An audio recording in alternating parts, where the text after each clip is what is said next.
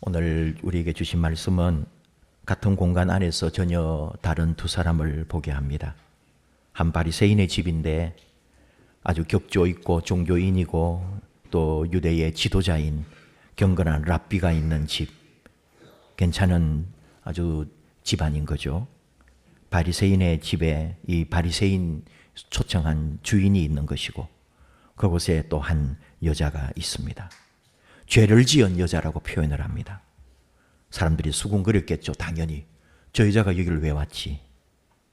근데 이 여자가 또 예수님 발 곁에 엎드려서 눈물로 발을 적시고 머리카락으로 예수님 발을 닦아주는, 그리고 그 발에 향유를 부어주는 상상하기도 어려운 그런 장면이 펼쳐졌습니다. 생각을 해보는 거예요. 우리의 신앙의 시작점이 어딜까?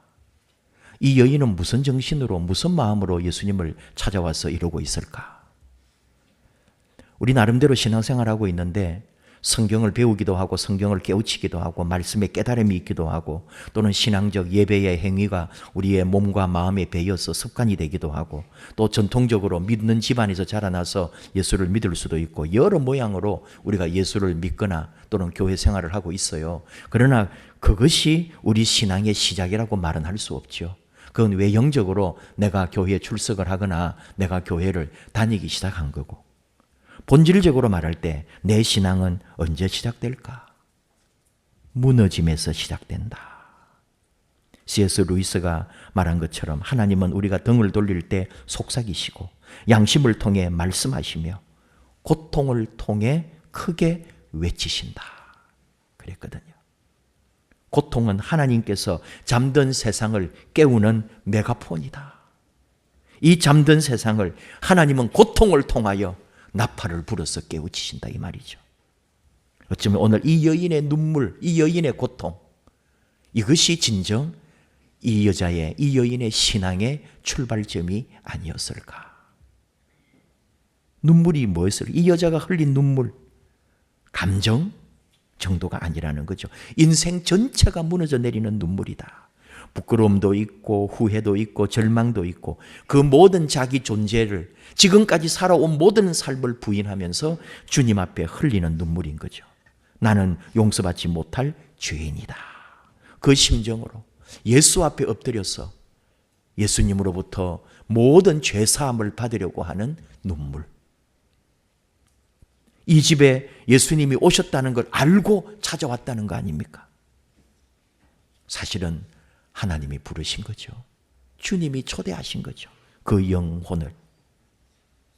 바리새인은 깨끗합니다. 율법 지킵니다. 뭔가 권위도 있고 체면도 있고 모든 것이 주어진 사람이죠. 근데 바리새인에게는 딱 하나 없더란 말이죠. 눈물이 없었어요. 신앙인으로, 선생으로, 이스라엘의 지도자로 그는 자기가 갖춘 외형적 모습으로 당당함은 있을지 모르지만 주 앞에 흘리는 눈물이 없었단 말이에요. 여인은 더럽고 추하고 우리가 여기 다 표현은 못했고 말은 없지만은 몸을 팔고 자신의 몸으로 살아가는 여인이라고 생각하는 거 아닙니까? 사람들이 손가락질하지 않습니까? 그러나 그 여인에게 눈물이 있었다는 것. 예수님의 결론은 이 여자가 나를 더 사랑한다. 더 많이 용서받은 사람이 더 많이 사랑한다고. 이 여인을 용서하셨습니다.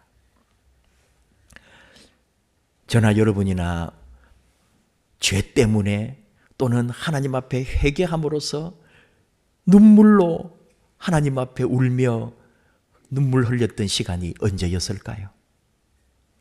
예배를 드리지만 오늘날 우리의 눈물이 없어졌습니다. 찬양은 하지만 마음은 굳어져 있습니다. 회개는 입으로 말로만 합니다. 그러니 변화가 없습니다. 신앙은 유지하고 있는 것 같은데 생명은 없어요. 우리에게 눈물이 필요합니다.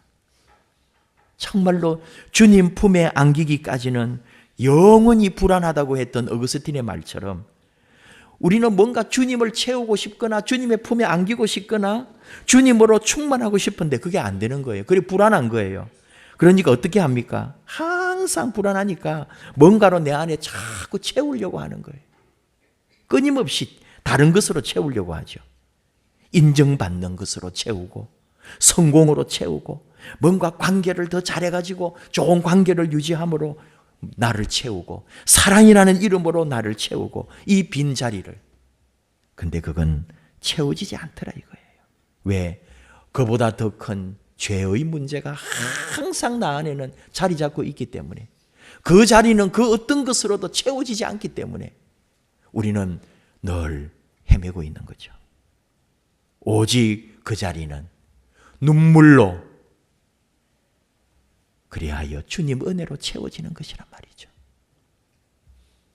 눈물의 의미는 모든 것이 무너진다는 겁니다. 붕괴가 돼야 돼요.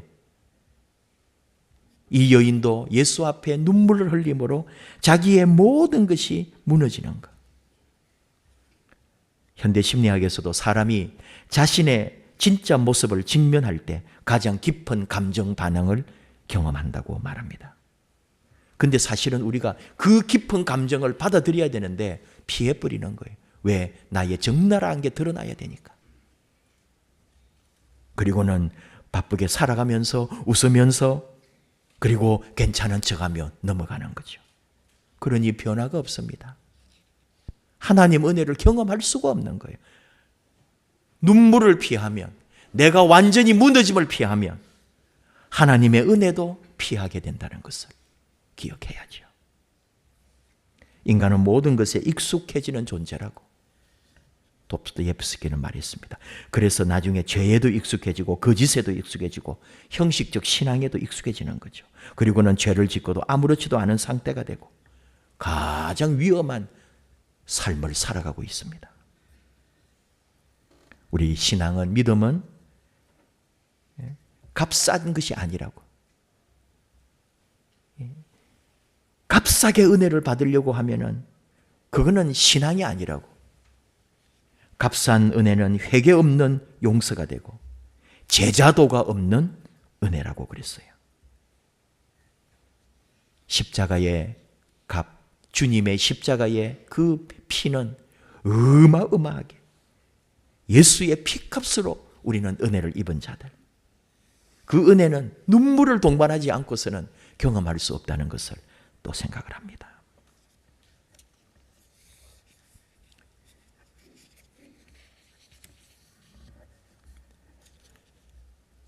한 주간 동안에 여러 생각들도 많이 했음에도 불구하고 금요일하고 어제 토요일하고 굉장히 저는 책에 빠져 있었어요.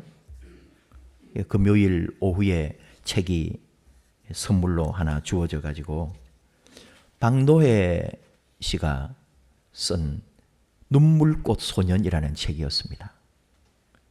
그래서 그 책을 준 사람이 저하고 같이 어린 시절을 같이 보낸 사람이니까 내 생각이 났다고 하면서 우리의 유년 시절을, 그 어린 시절, 눈물과 또 아픔과 웃음과 기쁨을 돌아보면서 이 책을 읽으면서 제가 생각이 났다고 보내줬거든요. 아니나 다를까, 어쩌면 그렇게 그 책에 있는 말이 다 내 말인 것처럼, 책에서 경험한 주인공의 삶이 마치 내 삶인 것처럼 눈물로 그 책을 읽을 수가 없을 정도로 눈물로 읽었습니다. 너무너무 그냥 일상의 그 어린 시절, 국민학교 시절인 거죠. 우리 시절, 그 옛날. 그분은 저보다 10년이 더, 또 이 작가는 10년이 더 많은 사람, 나이가. 그가 겪은 전라남도 제일 남단에 고흥, 벌교, 거기서 자라난 사람. 그 옛날에 1960년대 학교를 다닌, 국민학교를 다닌 여러분 세대 생각해 보세요. 이제 70이 되신 분들. 어릴 때 집이 너무 힘들었고요.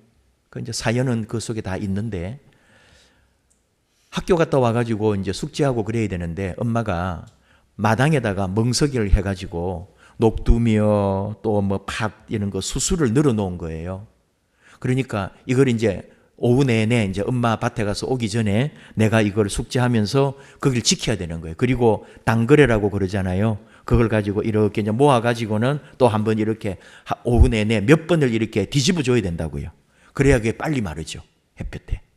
그래서 그렇게 이제 엄마한테 말을 듣고 그 오후에 그걸 하고 있는 거예요.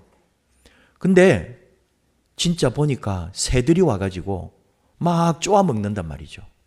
그러니까 이게 장대, 이 대나무로 된 장대를 가지고 이제 쫓는 거예요. 또 이제 그거 하라고 한 거예요. 엄마가 새 쫓아라. 그리고 몇 번 이렇게 이제 당그레로 이렇게 해가지고 평평하게 해주고 다시 또 널고 그래라. 그러고 이제 있는 중인데 이 새들이 이게 아직까지 이제 어린 애니까 작대기 가지고 저렇게 대나무가 이렇게 해도 저쪽 끝에는 안 가니까 쏙 날아가 가지고 그쪽에 가서 또 먹고 또 쫓아가 가지고 또 하면은 또 이쪽에 가서 또 먹고 얘를 먹이면서 오후 내내 제대로 숙제도 못하고 열심히 또 엄마가 시켰으니까 한 거 아니겠어요? 저는 그런 경험이 있기 때문에 완전히 그게 전이가 되는 거예요. 그 때가 또 햇볕이 그 가을 햇볕이 얼마나 따갑고 힘든데요.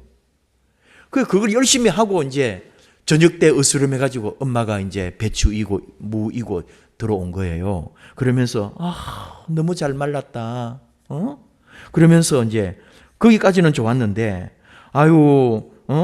놀면서 하지 왜 그리도 열심히 쫓아다녔냐. 새들도 좀 먹어야지. 그러는 거예요.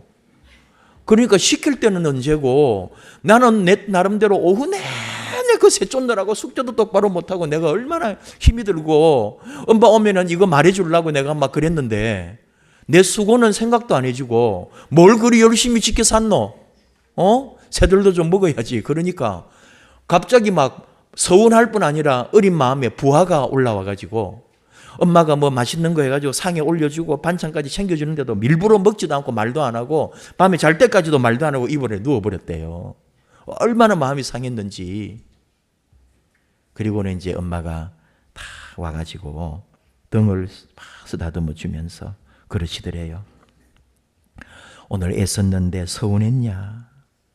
근데 말이다. 열심히 지나치면 욕심이 되지.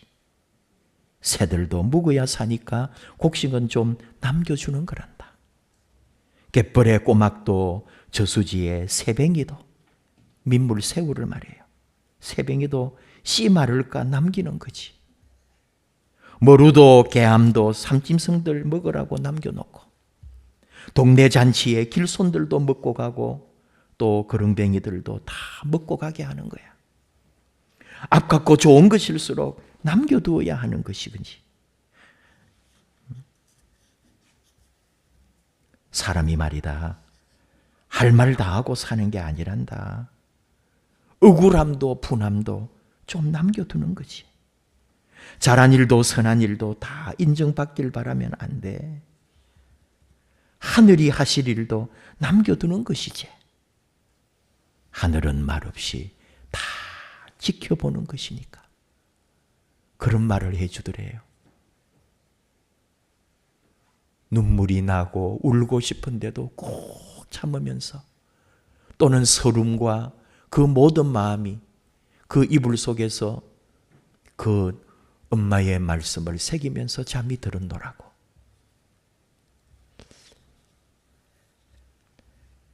여러분, 살아온 시간 하나하나가 눈물 아닌 게 있을까요? 우리가 왜 눈물이 사라졌냐 하면은 자신을 제대로 보지 않고 자기를 진지하게 생각하지 않기 때문입니다. 신학은 이것을 자기 기만이라고 말합니다. 나 괜찮다고. 나 이 정도면 잘하고 있다고.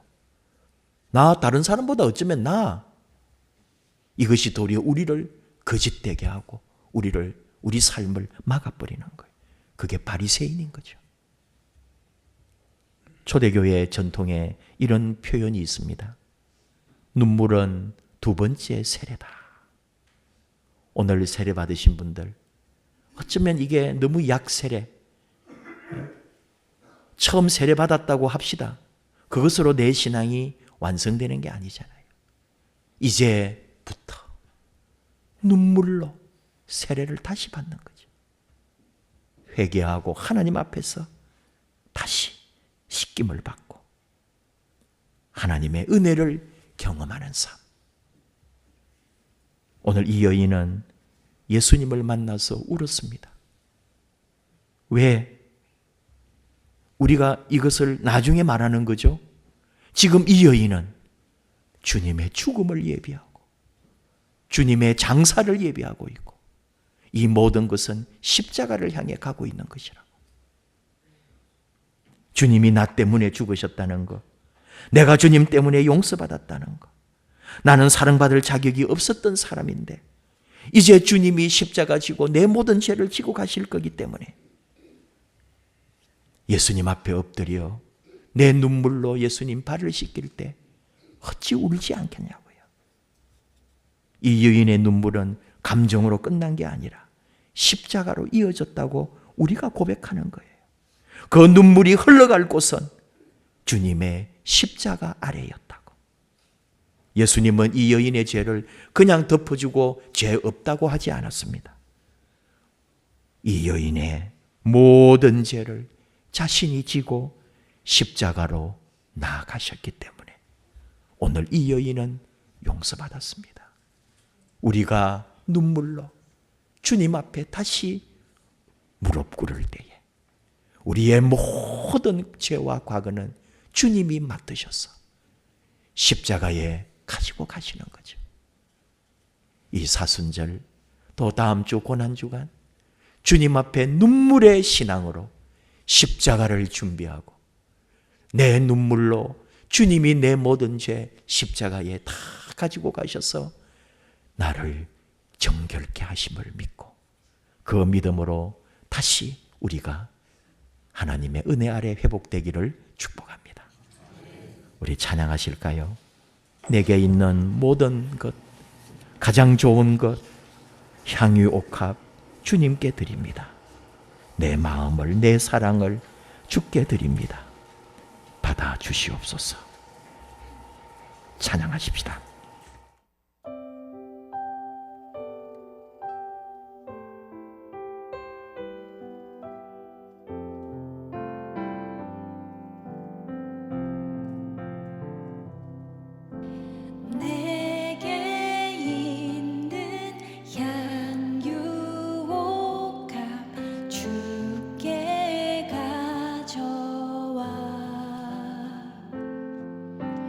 그 발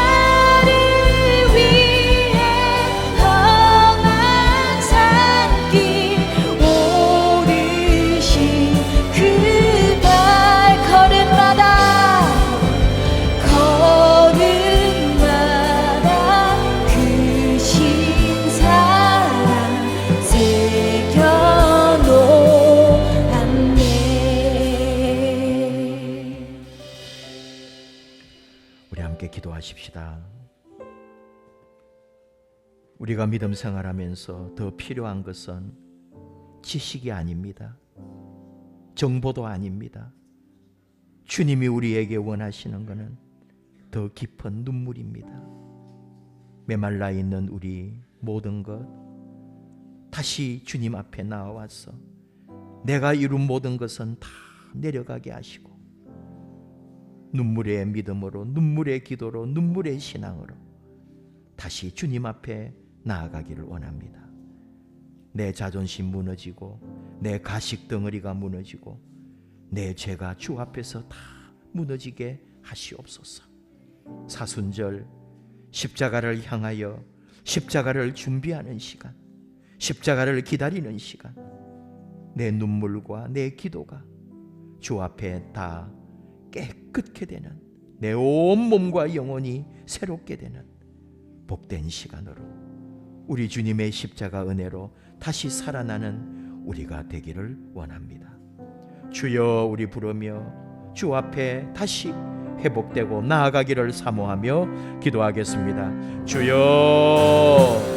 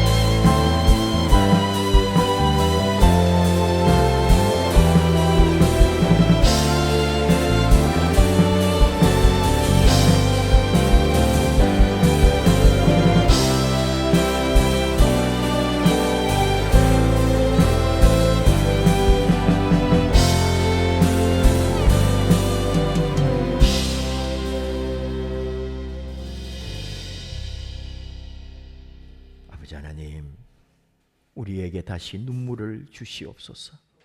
믿음의 눈물을, 찬양의 눈물을, 기도의 눈물을 주시옵소서. 어떤 때는 너무 억울해서, 너무 미워서 견딜 수가 없어서 눈물 흘리게 하옵소서. 그러나 그 눈물이 주께 다, 우리 주께서 우리 눈물의 모든 사연을 안으시고 십자가의 죽음과 부활을 통해 우리를 새롭게 해주심을 믿습니다. 주 앞에 다시 우리를 회복시키셔서 주님의 기쁨이 되고 우리 하나님의 영광을 드러내며 우리를 보낸 이 땅에서 주님의 사명을 감당하는 아름다운 주의 자녀들로 우리를 다시 일으켜 주시옵소서. 예수님 이름으로 기도하옵나이다. 아멘.